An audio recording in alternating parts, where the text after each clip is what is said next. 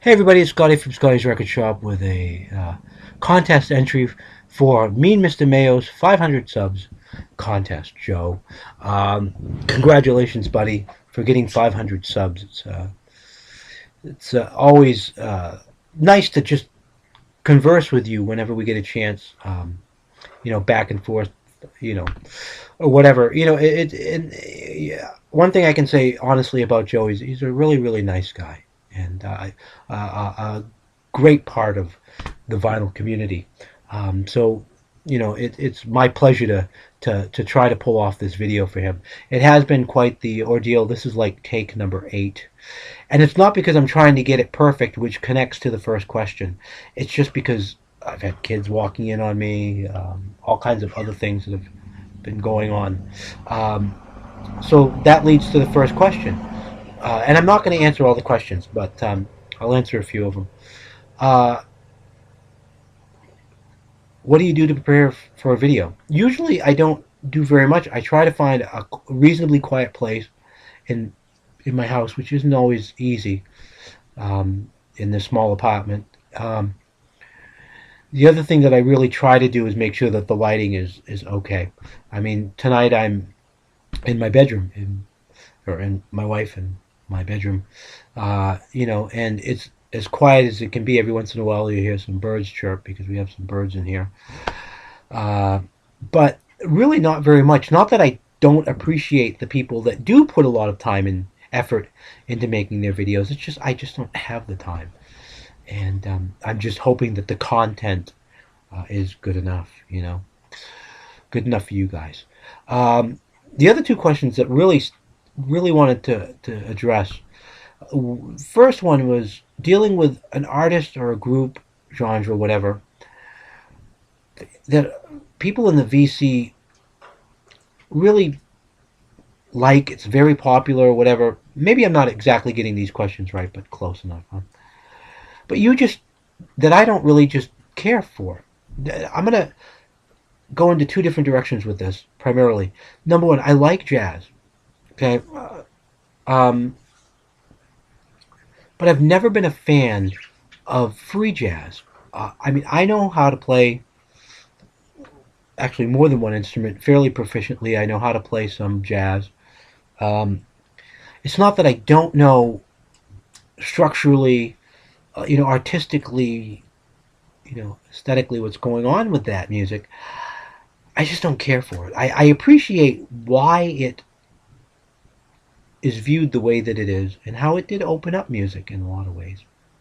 That's a good thing, but it's just not for me. So that opens up like artists, a lot of stuff, mid 60s and on. Coltrane's a good example. I'm just not a big fan of Coltrane. So earlier Coltrane stuff, I don't mind some of it. But, and again, not that Coltrane is bad. It's just I don't care for it. I'd rather listen to early Miles Davis, Newport, 58 or something like that is a more accessible album for me, or Dave Brubeck, stuff like that. The other thing that came to mind really quick was um, the Velvet Underground. Uh, I know a lot of people really dig the Velvet Underground, especially that Banana album. You have to have that to be hip in the VC. And I'm saying this tongue in cheek, mind you. I mean, I just don't care for that album that much. I get why people view it as such an important album, but for the purpose that it served, I would much rather listen to Frank Zappa's Freak Out. Or if I'm really feeling bizarre, I'll put on the Fugs' second album, which came out in '66, I think, as well. Uh, the album with, what was it, Kill for Peace. Very bizarre. They were street musicians. They couldn't play very well. Um, but it just struck me more of a I don't know, creative burst than the Velvet Underground. Again, the Velvet Underground and Lou Reed. I mean, the guy just passed. I certainly don't want. There's stuff by Lou Reed and the Velvet Underground that I don't mind. I just don't put them as high as some people do. Just a personal thing, um, personal preference. An artist. Now, the last one is an artist that I like, that I really like, that Other people would probably just go, oh, okay. But then again, if you watch when I say this person, you watch my videos, you know that I'm fairly mainstream commercial. I mean, I'm kind of boring in some respects.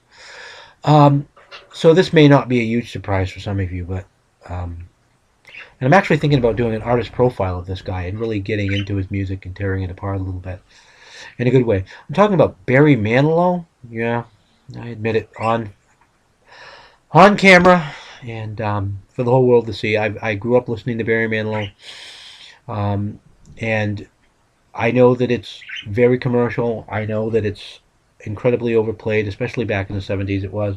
But um,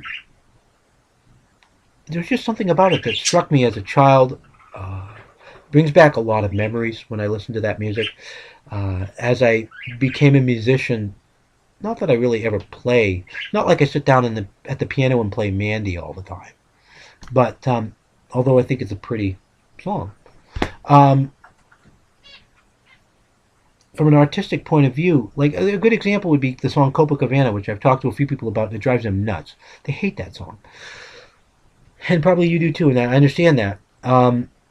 Simply from the fact that it's been overplayed so much. I mean, but from an artistic point of view, from a musical perspective, that's a very complicated piece of music, and it's very well put together.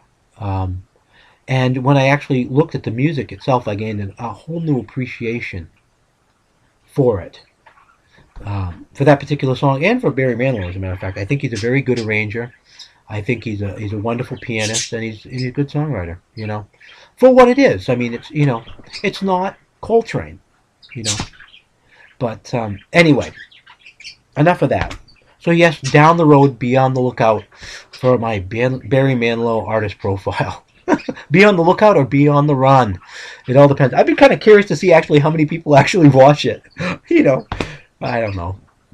Be my most watched video. Who knows? I don't know.